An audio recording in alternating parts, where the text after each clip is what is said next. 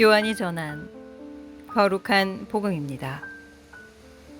그때 군중은 예수님도 계시지 않고 제자들도 없는 것을 알고서 배들에 나누어 타고 예수님을 찾아 가파르나움으로 갔다. 그들은 호수 건너편에서 예수님을 찾아내고 랍비, 언제 이곳에 오셨습니까? 하고 물었다. 예수님께서 그들에게 대답하셨다. 내가 진실로 진실로 너희에게 말한다. 너희가 나를 찾는 것은 표징을 보았기 때문이 아니라 빵을 배불리 먹었기 때문이다. 너희는 썩어 없어질 양식을 얻으려고 힘쓰지 말고 길이 남아 영원한 생명을 누리게 하는 양식을 얻으려고 힘써라. 그 양식은 사람의 아들이 너희에게 줄 것이다.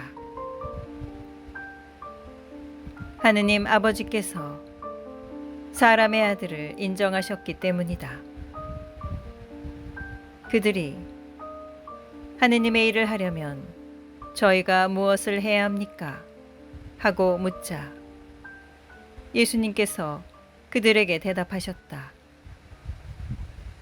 하느님의 일은 그분께서 보내신 이를 너희가 믿는 것이다. 그들이 다시 물었다. 그러면 무슨 표징을 일으키시어 저희가 보고 선생님을 믿게 하시겠습니까? 무슨 일을 하시렵니까? 그분께서는 하늘에서 그들에게 빵을 내리시어 먹게 하셨다는 성경 말씀대로 우리 조상들은 광야에서 만나를 먹었습니다. 예수님께서 그들에게 이르셨다. 내가 진실로 진실로 너희에게 말한다. 하늘에서 너희에게 빵을 내려준 이는 모세가 아니다. 하늘에서 너희에게 참된 빵을 내려주시는 분은 내 아버지시다. 하느님의 빵은 하늘에서 내려와 세상에 생명을 주는 빵이다. 그들이 예수님께 선생님, 그 빵을 늘 저희에게 주십시오 하자 예수님께서 그들에게 이르셨다. 내가 생명의 빵이다. 나에게 오는 사람은 결코 배고프지 않을 것이며 나를 믿는 사람은 결코 목마르지 않을 것이다. 주님의 말씀입니다.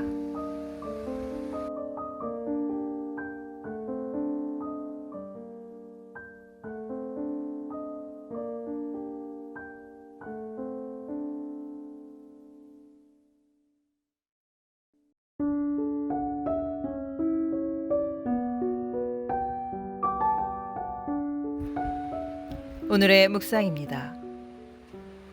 이집트의 고기 냄비는 옛 인간의 생활 방식입니다. 그런데 옛 인간의 삶은 충만하지 않습니다. 광야 길에 지친 이스라엘이 이미 잊은 듯하지만 이집트는 설령 먹을 것이 있었다 하여도 종살이하던 집이었습니다.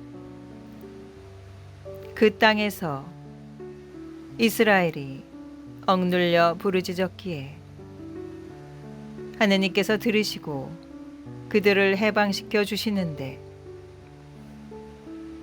이스라엘은 그 해방을 잊고 음식이 주는 쾌락을 찾습니다. 제2독서에서 사람을 속이는 욕망이라는 표현이 특별히 눈에 들어옵니다.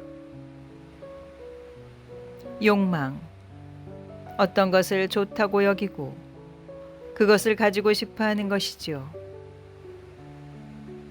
그것이 사람을 속인다고 말하는 것은 그 대상이 참으로 좋은 것이 아니기 때문입니다. 호수 건너편까지 애써 예수님을 따라간 이들은 무엇을 찾고 있었습니까? 그들은 예수님께 빵을 청하지만 막상 예수님께서 당신께서 바로 생명의 빵이시라고 말씀하실 때는 그분을 떠나갈 것입니다. 그들이 찾고 있는 것이 옛 인간에게 속한 것이었기 때문입니다.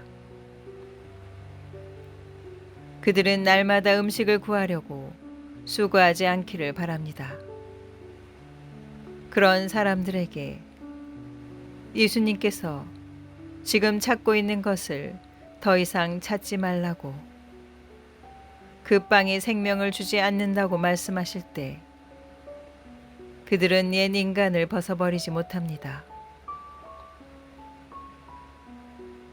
마치 이집트의 음식을 그리워하여 종살이에서 해방되기를 바라지 않는 이들처럼 내 손으로 붙잡을 수 있어 보이는 것을 놓치지 않으려다 하느님께서 주시는 더 큰 선물을 받지 못합니다. 이들은 배까지 마련하여 예수님을 따라간 사람들이었습니다. 그러나 그들이 찾고 있는 것은 옛 인간을 만족시키는 데 지나지 않았습니다. 예수님을 찾아 나섰다는 것만으로 충분하다고 생각해서는 안 될 것입니다.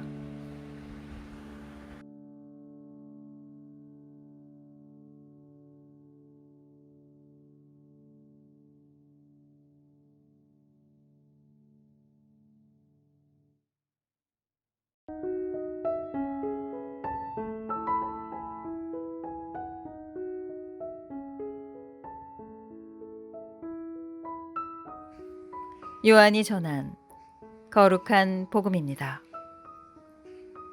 그때 예수님께서 나는 하늘에서 내려온 빵이다 하고 말씀하셨기 때문에 유다인들이 그분을 두고 수군거리기 시작하였다. 그들이 말하였다. 저 사람은 요셉의 아들 예수가 아닌가? 그의 아버지와 어머니도 우리가 알고 있지 않는가?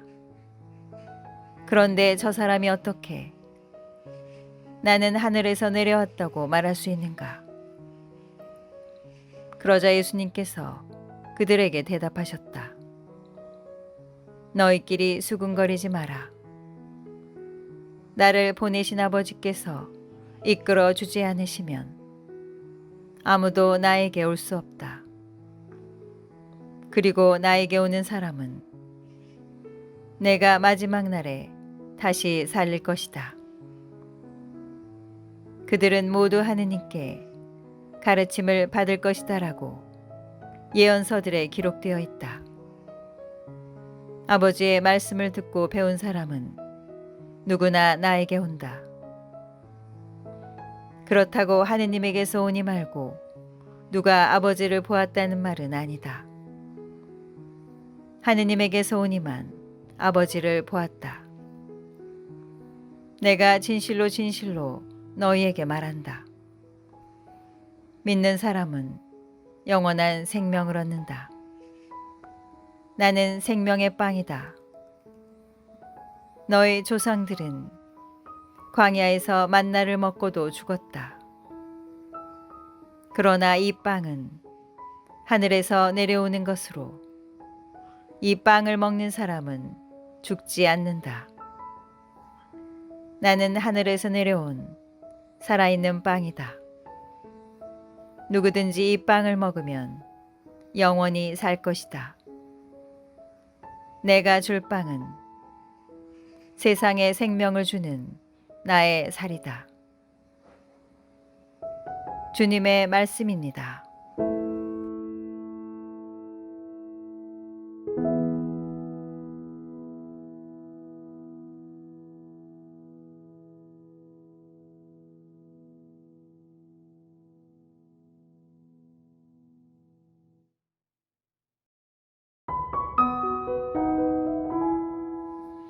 오늘의 묵상입니다.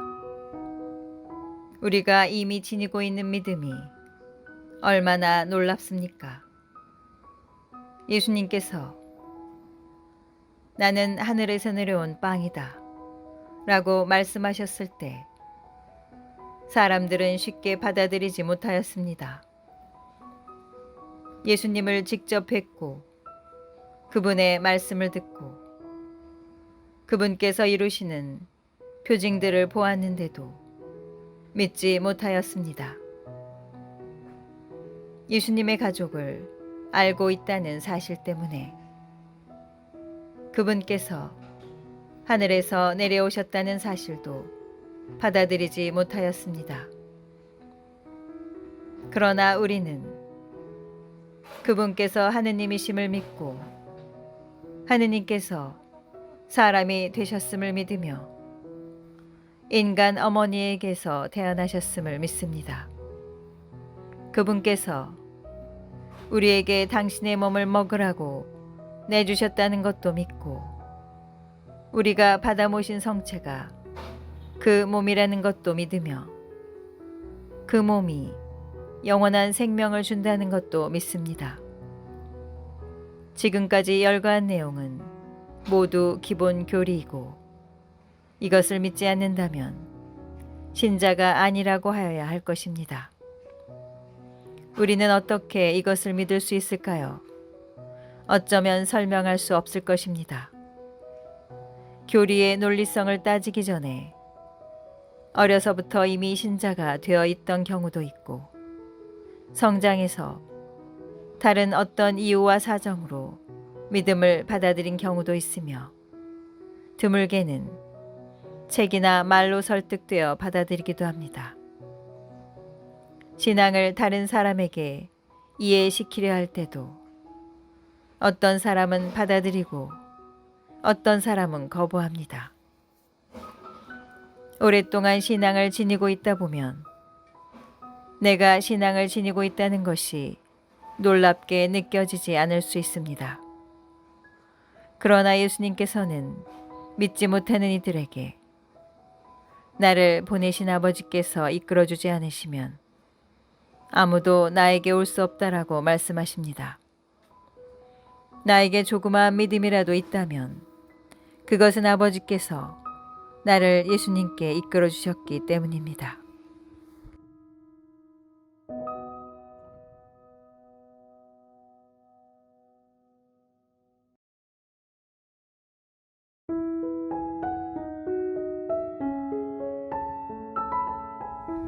오늘의 묵상입니다. 오늘 두 독서와 복음 모두 우리를 초대하고 있습니다. 잠언에서는 지혜가 많은 사람이 지나다니는 곳에서 사람들을 부릅니다.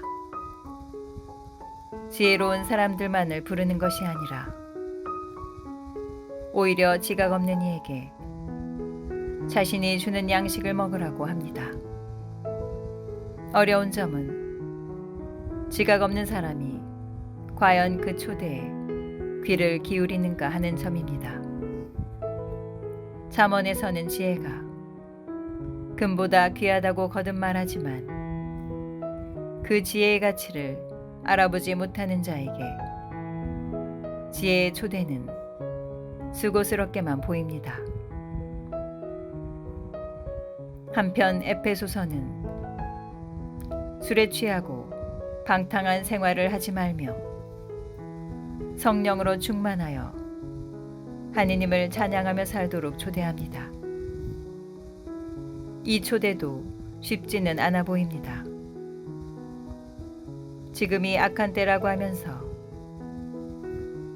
어떻게 모든 일에 하느님 아버지께 감사를 드리라고 말할까요? 어리석은 자라면 아마도 악한 때의 흐름에 휩쓸려 살거나 아니면 악한 이 세대를 원망할 것입니다.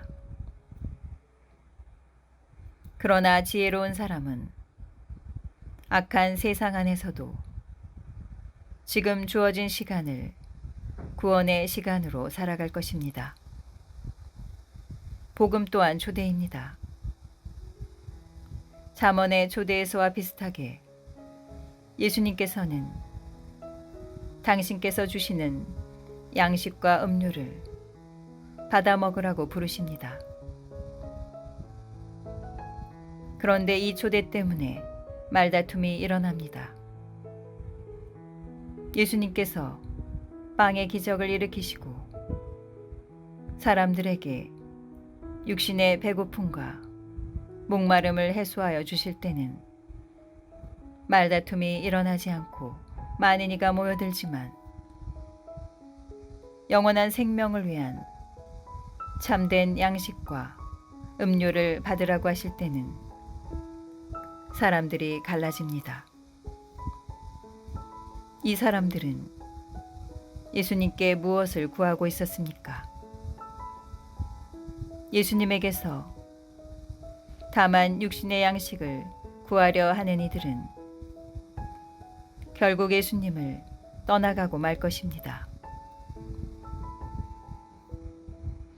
우리가 찾아서 얻어야 하는 것이 무엇인지 아는 지혜를 구하여 봅니다.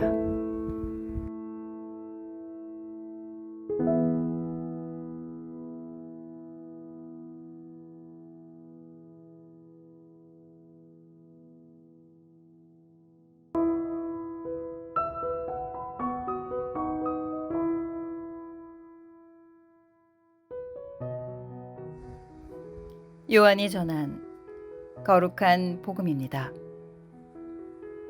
그때 예수님께서 군중에게 말씀하셨다. 나는 하늘에서 내려온 살아있는 빵이다. 누구든지 이 빵을 먹으면 영원히 살 것이다. 내가 줄 빵은 세상에 생명을 주는 나의 살이다. 그러자 저 사람이 어떻게 자기 살을 우리에게 먹으라고 줄 수 있단 말인가? 하며 유다인들 사이에 말다툼이 벌어졌다. 예수님께서 그들에게 이르셨다. 내가 진실로 진실로 너희에게 말한다. 너희가 사람의 아들의 살을 먹지 않고 그의 피를 마시지 않으면 너희는 생명을 얻지 못한다. 그러나 내 살을 먹고 내 피를 마시는 사람은 영원한 생명을 얻고 나도 마지막 날에 그를 다시 살릴 것이다. 내 살은 참된 양식이고 내 피는 참된 음료다. 내 살을 먹고 내 피를 마시는 사람은 내 안에 머무르고 나도 그 사람 안에 머무른다. 살아계신 아버지께서 나를 보내셨고 내가 아버지로 말미암아 사는 것과 같이 나를 먹는 사람도 나로 말미암아 살 것이다. 이것이 하늘에서 내려온 빵이다. 너희 조상들이 먹고도 죽은 것과는 달리 이 빵을 먹는 사람은 영원히 살 것이다. 주님의 말씀입니다.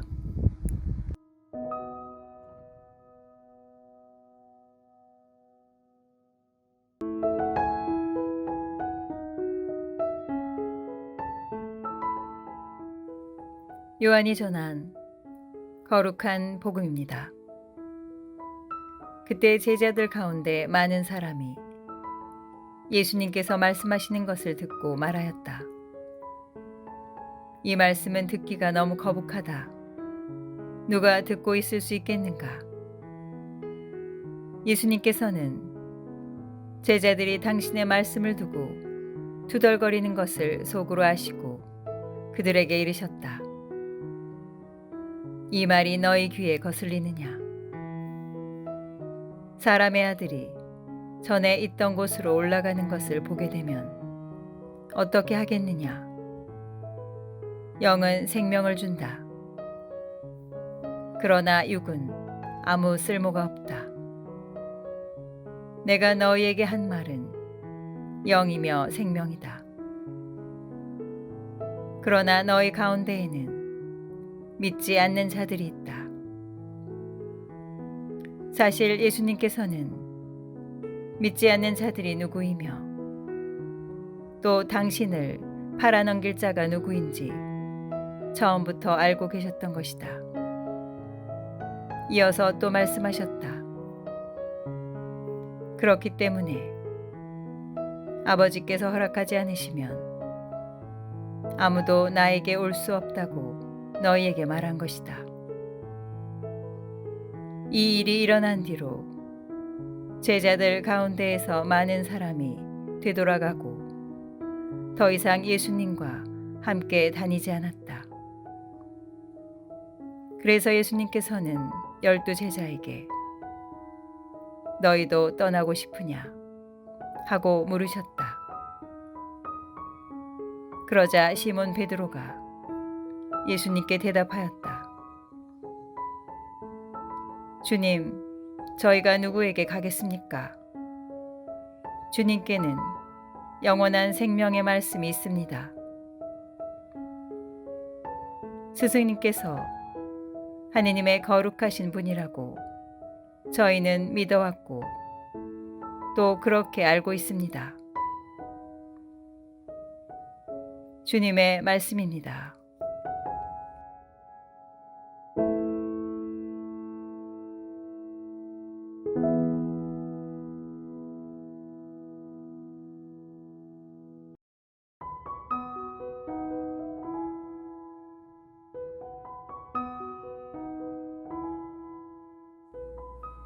오늘의 묵상입니다.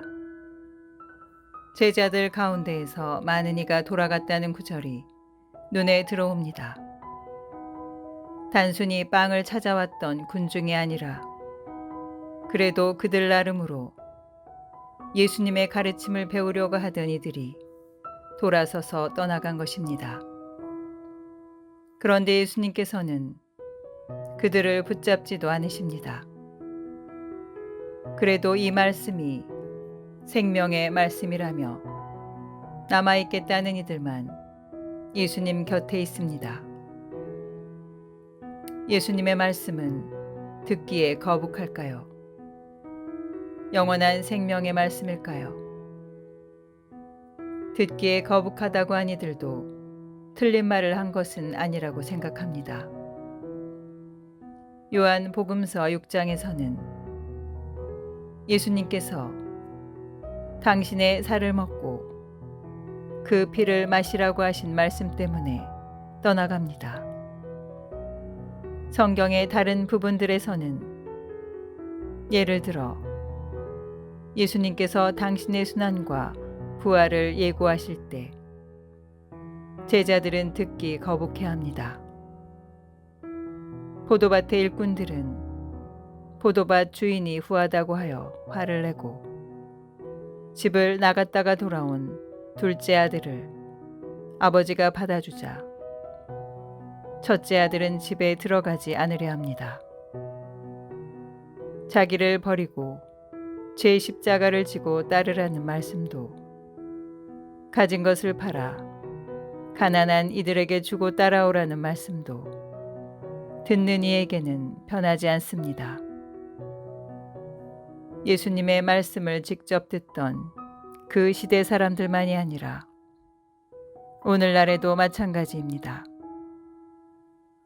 그런데 바로 그 말씀이 영원한 생명의 말씀입니다. 예수님께서는 떠나가는 이들에게 이것을 굳이 다시 설명하지 않으십니다. 아버지께서 허락하지 않으시면 당신 곁에 머무를 수 없다는 것을 아시기 때문일 것입니다. 거북하게 들리는 그 말씀, 따라가면 죽을 것만 같은 그 말씀을 영원한 생명의 말씀이라고 믿고 뛰어들 수 있는 이들만 끝까지 예수님을 따라갑니다.